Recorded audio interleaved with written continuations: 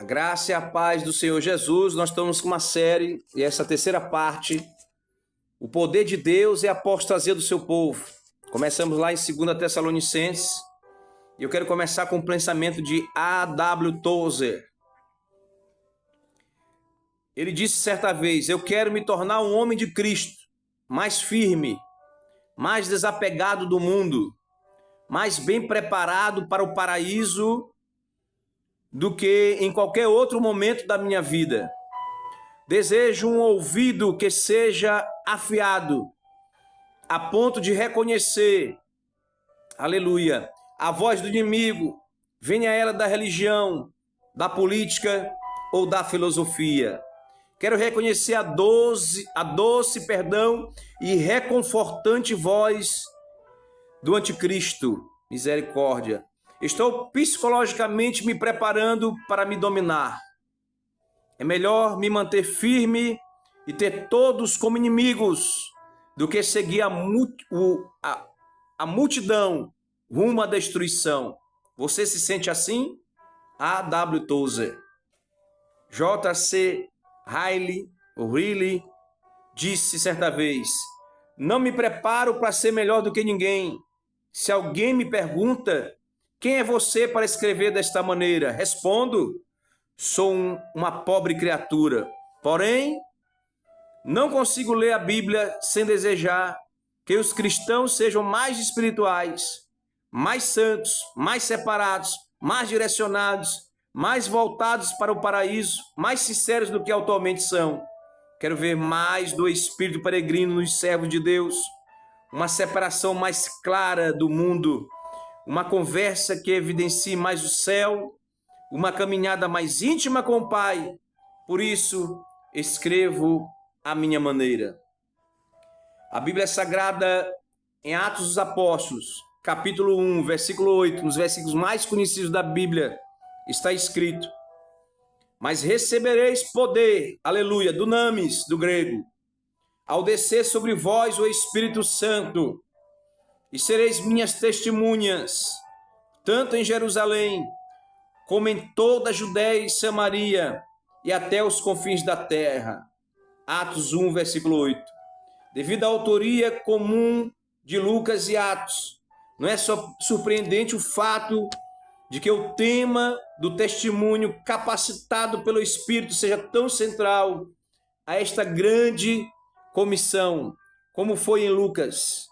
Não é surpreendente que a missão descrita em Atos seja intensamente focalizada na proclamação da palavra de Deus e no testemunhar sobre Cristo. O livro de Atos, ou Atos do Espírito Santo, é sobremodo importante, porque nele podemos realmente ver o escopo e a natureza da primeira missão cristã. Se você quer ver um quadro da própria igreja primitiva, dedicada ao cuidado da criação, a planos de renovação social e a estratégia de servir a comunidade em nome de Jesus, você não o achará em Atos. Mas se você quer ver pregação, ensino e centralidade da palavra, Atos é o seu livro. A história de Atos é a história dos esforços dos primeiros cristãos para cumprir a missão que lhes fora dada em Atos capítulo 1, versículo 8. Isso significa que a igreja em Atos era uma grande conferência evangelística, o estudo bíblico indutivo. Vemos a igreja dedicada à comunhão, ao partir do pão e à oração, bem como ao ensino dos apóstolos, Atos 2:42. Eu amo esse texto.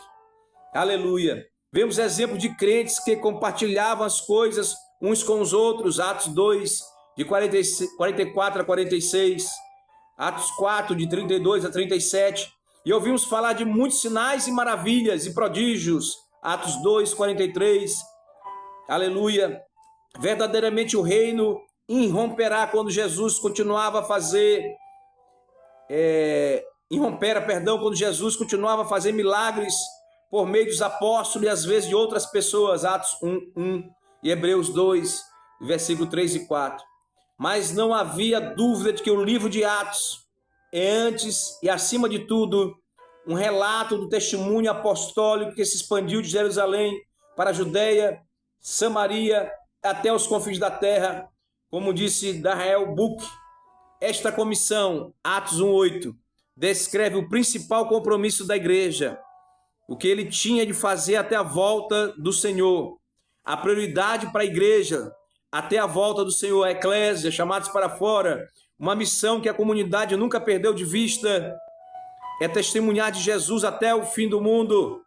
Em grande parte, a igreja existe para estender o testemunho apostólico sobre Jesus em todos os lugares. Até um exame superficial de Atos confirma isso. Em Atos 1, Matias substitui Judas para ser uma testemunha da ressurreição de Cristo, versículo 22. Em Atos 2, Pedro prega no dia de Pentecostes, expondo as Escrituras, dando testemunho de Cristo, chamando pessoas ao arrependimento e à fé. Muitos recebem a palavra e quase 3.000 são acrescentados à igreja naquele dia. Versículo 41. Em Atos capítulo 3, Pedro cura um mendigo em nome de Jesus e depois usa a ocasião para dar testemunho de Cristo e chamar pessoas ao arrependimento. Quando eles proclamam a ressurreição, muitos outros ouvem a palavra e 5.000 pessoas creem. Atos capítulo 4, versículo 2 e 4. Em Atos 4, Pedro e João testemunho da crucificação perante o conselho, e quando eles são libertados da detenção, os crentes oravam para continuarem a anunciar a palavra com ousadia. Versículos 29 e 31. Em Atos 5, quando os apóstolos são presos novamente, o anjo do Senhor os liberta e ordena-lhes: ide, e apresentando-vos no templo, dizei ao povo todas as palavras desta vida. Versículo 20. E tendo ouvido isso, Lucas relata: logo ao romper do dia, entraram no templo e ensinavam. Versículo 21. Cada capítulo de Atos é como este. Em Atos 6, os apóstolos indicam os primeiros diáconos para que eles, apóstolos, possam dedicar-se à palavra de Deus e à oração. Versículo 4. O resultado foi este: crescia a palavra de Deus e em Jerusalém se multiplicava o número dos discípulos. Também muitíssimos sacerdotes obedeciam à fé. Em Atos capítulo 7, Estevão dá testemunho de Cristo, empregando o Antigo Testamento e refutando aqueles que o acusaram de blasfemar de Moisés. Em Atos capítulo 8, Filipe anuncia a Cristo em Samaria. Samaria recebe a palavra de Deus. Versículo 14, os discípulos pregam o evangelho em muitos vilarejos dos samaritanos. Versículo 25, depois Filipe expõe as escrituras para o eunuco etíope e em seguida passam além a evangelizar todas as cidades até chegar a Cesareia. Versículo 40. Repetidas vezes, Lucas deixa claro que o objetivo deste livro de Atos é mostrar a missão de Jesus sendo cumprida à medida que a palavra de Deus cresce e se multiplica. Atos capítulo 12, versículo 24. Uma igreja que apostatou da fé, é o tópico que eu quero falar, não faz missão. Não procure a igreja mais próxima da sua casa. Procure a igreja mais bíblica. Se sua igreja não se reúne para estudar a palavra de Deus, é um ajuntamento de crentes, uma comunidade talvez evangélica. Se sua igreja tem só entretenimento, tem os cultos que se repetem e até trazem pregadores de fora, mas se não tiver estudo da palavra de Deus, se não tiver o cronograma anual, semestral, bimestral, o calendário de oração, não tiver clamor, não tiver adoração verdadeira, for só um movimento gospel, for só profetas revelando o CPF, saia dessa igreja, ore a Deus, faça uma campanha de 90 dias, 120 dias, porque não se pode sair pela emoção, não se pode ser agitado pelo vento de doutrina, mas escute, a sua salvação depende de onde você está congregando. Alguns vão dizer que é heresia, mas é porque a igreja é o seu local de preparação. A igreja de Antioquia era uma igreja pequena, está em Atos dos Apóstolos, mas é uma igreja cheia de avivamento. E eles iam para a missão em Jerusalém, na grande igreja, mas voltavam para Antioquia, porque ele tinha crentes cheios do Espírito Santo, aleluia!